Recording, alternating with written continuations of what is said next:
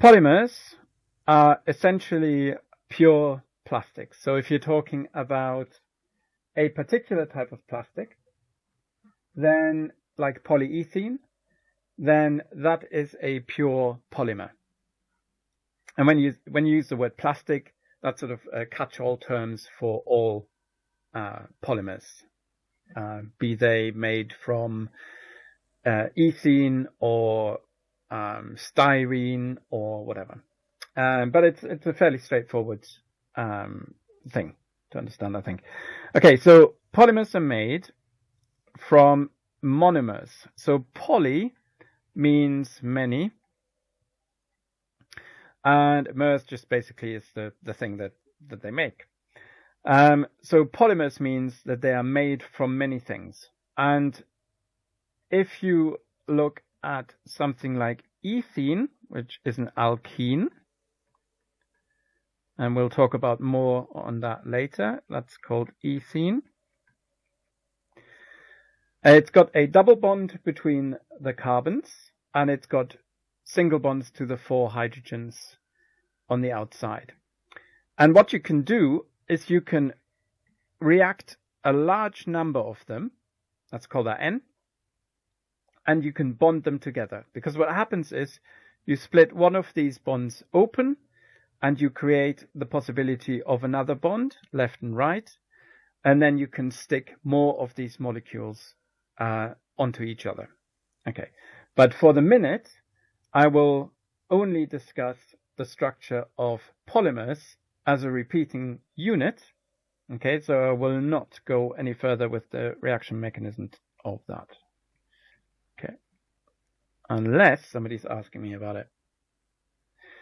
Okay, so polymers, basically you always start with something like ethene.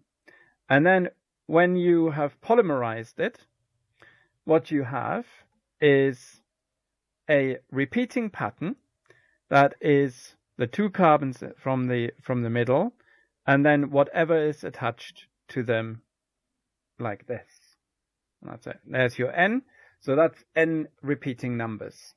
So that's the capital N there. So if you've got 5,000 of these ethene molecules, then you can make a chain of a maximum of 5,000. In reality, probably you won't, for a number of reasons, but I'll talk about that later as well. So now the good news is that these units are always the same. And what I will now do is I will do something that is not exactly scientific, but there we are. It doesn't matter what is on the end of these carbons. So I've left one H, but I've replaced everything else with other symbols. What you need to do is simply copy what you've got into the brackets and split one of the single bonds up,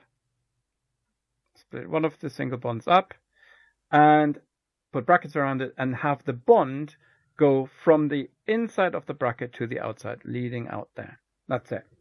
So in our case, that would be a smiley face, heart, and an exclamation mark. Now, why have I used symbols like that? Why not actual chemical symbols? Because sometimes you will come across something you haven't seen before. All you need to do is copy it. Okay? So if I used something actual, oopsie daisy, I didn't want to delete that. An actual example of something like that. There we go. Oops. I actually converted it to a letter. Okay. Then I could, for example, do styrene. And styrene looks like this. Okay. So this is called styrene or benzyl ethene. But this is otherwise known as styrene. And all you've got to do is copy that into the bracket. Maybe better than I did, but there we are. Okay. Honestly, that's an H there. That's not an A. Okay. And then the other thing that you've got to do is, since this is a monomer, so that's the single building block out of which it's made up, then it's converted or made into a polymer. And all you've got to do is stick the word poly in front of it. And I'm going to hyphenate it just to make it obvious. Okay. When you're writing it down in your exam, you don't hyphenate it. You just go polystyrene. And that's where polystyrene comes from. So you may have heard about vinyl chloride. You may not have heard about vinyl chloride. You might have heard about PVC, polyvinyl chloride.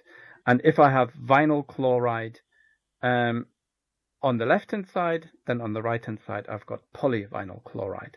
And all that would be different about the structure if it was PVC is it would have a chlorine here. That's literally the difference. So there we are.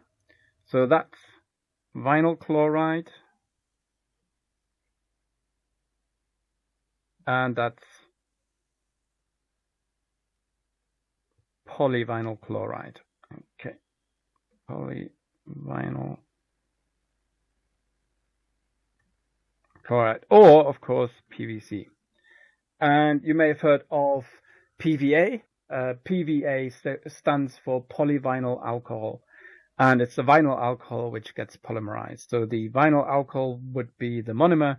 And then as a polymer, it's polyvinyl alcohol. Please like and subscribe and let me know of any questions you'd like me to cover in the comments.